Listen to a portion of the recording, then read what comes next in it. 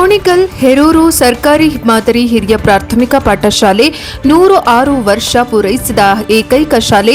ಬ್ರಿಟಿಷರ ಕಾಲದ ಕಟ್ಟಡ ಶಿಥಿಲಾವಸ್ಥೆಗೆ ತಲುಪಿತ್ತು. ಈ ಶಾಲೆಯ ಹಳೆಯ ವಿದ್ಯಾರ್ಥಿಗಳು ಶ್ರೀ ವಿದ್ಯಾಶಂಕರ ಸೇವಾ ಟ್ರಸ್ಟ್ ಸ್ಥಾಪಿಸಿಕೊಂಡು 20 ಲಕ್ಷ ರುಗಳನ್ನು ದಾನಿಗಳ ಮುಖಾಂತರ ತೆಗೆದುಕೊಂಡು ಈ ಶಾಲೆಯ ಕಟ್ಟಡವನ್ನು ನವೀಕೃತಗೊಳಿಸಿ ತಾಲೂಕು ಶಿಕ್ಷಣ ಅಧಿಕಾರಿಗಳಾದ ಮಮತಾಮಣಿ ಉದ್ಘಾಟಿಸಿದರು. ಈ ಶಾಲೆಯಲ್ಲಿ ಕರ್ತವ್ಯ ನಿರ್ವಹಿಸಿ ನಿವೃತ್ತರಾಗಿದ್ದ ತಾಂಡವಾಚಾರ್ ಎಚ್ಎಂ ಮಲ್ಲಪ್ಪ, ಸಿದ್ದಪ್ಪ, ನಾಗರತ್ನಮ್ಮ, ನಾಗಭೂಷಣ್, ರಾಣಿ, ಸುಜಾತ, ಅನ್ಸುಯಮ್ಮ ಹಾಗೂ ನಾಗರಾಜ್ ಅವರನ್ನ ಸನ್ಮಾನಿಸಿ ಗೌರವಿಸಿದರು.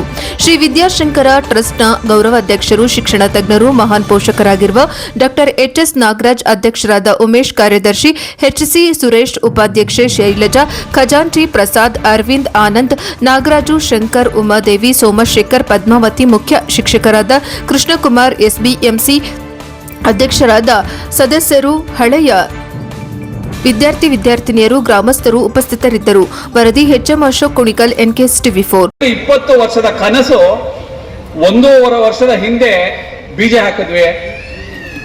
ನಾವು ಅನ್ಕೊಂಡಿದ್ದಿಲ್ಲ ನಾವು ಈ ಕಾರ್ಯವನ್ನ ಸಾಧಿಸ್ತೀವಿ ಅಂತೇಳಿ.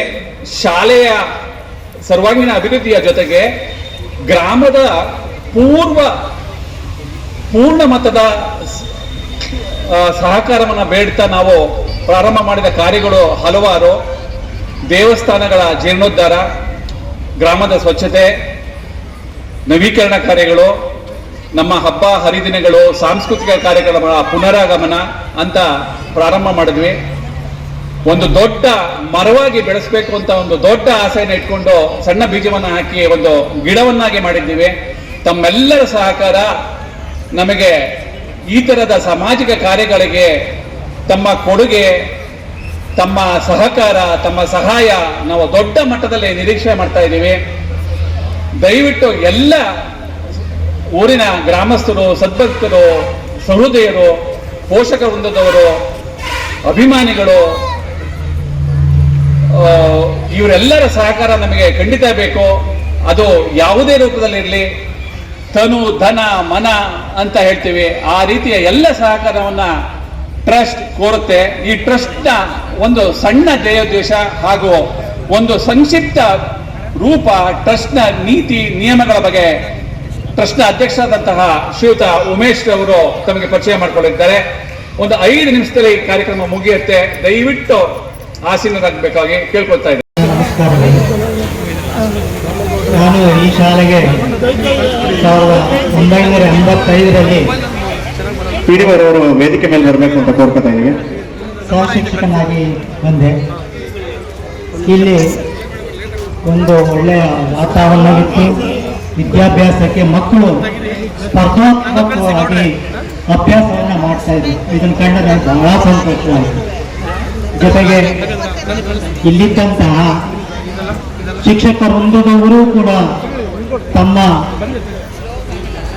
ಅನೇಕ ತೊಂದರೆಗಳಿದ್ರೂ ಕೂಡ ಮಕ್ಕಳಿಗೆ ವಿದ್ಯಾಭ್ಯಾಸದಲ್ಲಿ ಬಹಳ ಹೆಚ್ಚಿನ ಆಸಕ್ತಿ ವಹಿಸಿ ಕಲಿಕೆಯನ್ನು ಉಂಟು ಮಾಡ್ತಾ ಇದ್ರು. ಇದನ್ನು ಕಂಡು ನನಗೆ ಬಹಳ ಸಂತೋಷವಾಯಿತು. ಇಲ್ಲಿ ಸುಮಾರು 18 ವರ್ಷ ಒಂದೇ ನಾನು ಕೆಲಸ ಮಾಡಿದ್ದೀನಿ. ಈ ಜನಗಳ ಮೆಚ್ಚುಗೆ ಮತ್ತು ನಮ್ಮ ವಿದ್ಯಾರ್ಥಿಗಳ ಮೆಚ್ಚುಗೆಯನ್ನು ಪಡೆದು ನಾನು ನಂತರ ಕೊಂಡಳ್ಳಿಗೆ ಹೋದೆ. ಅಲ್ಲಿ ಒಂದು 3 ವರ್ಷ ಇದ್ದು, ನಂತರ ಏವಸಳ್ಳಿ ಅಲ್ಲಿ 9 ವರ್ಷ ಇದ್ದು, ತನ್ನ 35ನೇ ವರ್ಷದ ಅನುಭವದಲ್ಲಿ ನಾನು ನಿವೃತ್ತಿಯನ್ನು ಹೊಂದಿದ್ದೇನೆ. ಇಲ್ಲಿಗೆ ನಿವೃತ್ತಿ ಹೊಂದಿ 13 ವರ್ಷಗಳಾಗಿ ಅಂತ ಹೇಳಿ ನನ್ನ 2 ಮಾತುಗಳನ್ನು ಮುಗಿಸ್ತೀನಿ.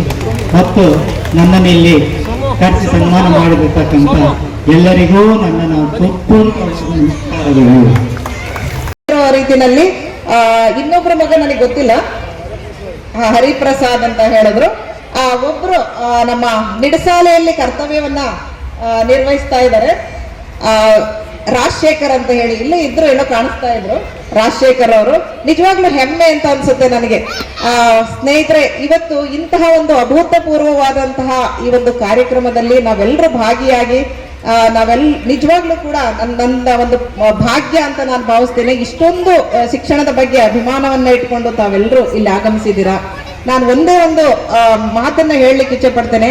ಇವತ್ತು ಈ ಶಾಲೆ ಹಿಂದಿನ ದಿನಗಳಲ್ಲಿ 400ಕ್ಕೂ ಹೆಚ್ಚಿನ ಮಕ್ಕಳನ್ನ ಹೊಂದಿದಂತಹ ಶಾಲೆಯಾಗಿತ್ತು.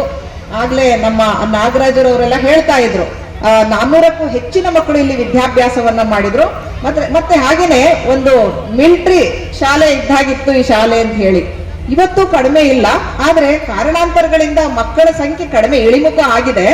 ಆದ್ರೆ ಮುಂದಿನ ದಿನಗಳಲ್ಲಿ ಈ ಒಂದು ಶಾಲೆಗೆ ಇವತ್ತೇನು ಒಂದು ಕಾನ್ವೆಂಟ್ಗಿಂತ ಹೆಚ್ಚಿನ ರೀತಿಯಲ್ಲಿ ಎಲ್ಲ ಸೌಲಭ್ಯಗಳು ಇವತ್ತು ದೊರೆತಿರುವಂತದ್ದು, ನಮ್ಮ ಈ ಶಿಕ್ಷಣದ ಬಗ್ಗೆ ಅಭಿಮಾನ ಉಳ್ಳಂತಹ ಎಲ್ಲರೂ ಇವತ್ತು ಈ ಶಾಲೆಯನ್ನ ಒಂದು ಉನ್ನತ ಸ್ಥಾನಕ್ಕೆ ತರಬೇಕು ಅಂತ ಹೇಳಿ ಶ್ರಮಿಸ್ತಾ ಇರುವಂತದ್ದನ್ನ ನೋಡುವಾಗ, ಇವಾಗ ಇರ್ತಕ್ಕಂತಹ ಹಾಲಿ ಇರ್ತಕ್ಕಂತಹ ನಮ್ಮ ಮುಖ್ಯ ಶಿಕ್ಷಕರು ಕೃಷ್ಣಕುಮಾರ್ ಅವರು ಇರ್ಬೋದು, ಹಾಗೆ ಈ ಶಾಲೆಯಲ್ಲಿ ಕರ್ತವ್ಯ ನಿರ್ವಹಿಸ್ತಾ ಇರ್ತಕ್ಕಂತಹ ನಮ್ಮ ಎಲ್ಲ ಶಿಕ್ಷಕ ಸಿಬ್ಬಂದಿ, ಮತ್ತೆ ಹಾಗೇನೆ ನಮ್ಮ ಈ ಶಾಲೆಯ SDMC ಅಧ್ಯಕ್ಷರು, ಸದಸ್ಯರುಗಳು, ತಾವೆಲ್ಲರೂ ಕೂಡ ಇನ್ನೊಂದಷ್ಟು ಉತ್ತಮ ರೀತಿಯಲ್ಲಿ ಅಥವಾ ಪರಿಣಾಮಕಾರಿಯಾಗಿ ಈ ಶಾಲೆಯ ಬಗ್ಗೆ ಇನ್ನೊಂದಷ್ಟು ಕಾಳಜಿಯನ್ನ ವಹಿಸೋದ್ರ ಮೂಲಕ ಏನಾದ್ರೂ ಮಾಡಿ ನಮ್ಮ ಮಕ್ಕಳ ಸ್ಟ್ರೆಂತ್ ಅನ್ನ ಮೊದಲು ಹೇಗಿತ್ತೋ ಆ ಸ್ಥಾನಕ್ಕೆ ತರಬೇಕು ಅನ್ನುವಂಥದ್ದು ನನ್ನ ಒಂದು ಕೋರಿಕೆ ತಮ್ಮೆಲ್ಲರಲ್ಲಿ ಸ್ನೇಹಿತರೆ. ಮತ್ತೆ ಹಾಗೇನೆ ನಮ್ಮ ಕ್ಷೇತ್ರ ಶಿಕ್ಷಣಾಧಿಕಾರಿಯಾದಂತಹ ಶ್ರೀಯುತ ಶ್ರೀಮತಿ ಉದ್ದೇಶಿಸಿ ಒಂದು 2 ಮಾತುಗಳನ್ನ ಆಡ್ಬೇಕಾಗಿ ಕೇಳ್ಕೊತಾ ಇದ್ದೀವಿ.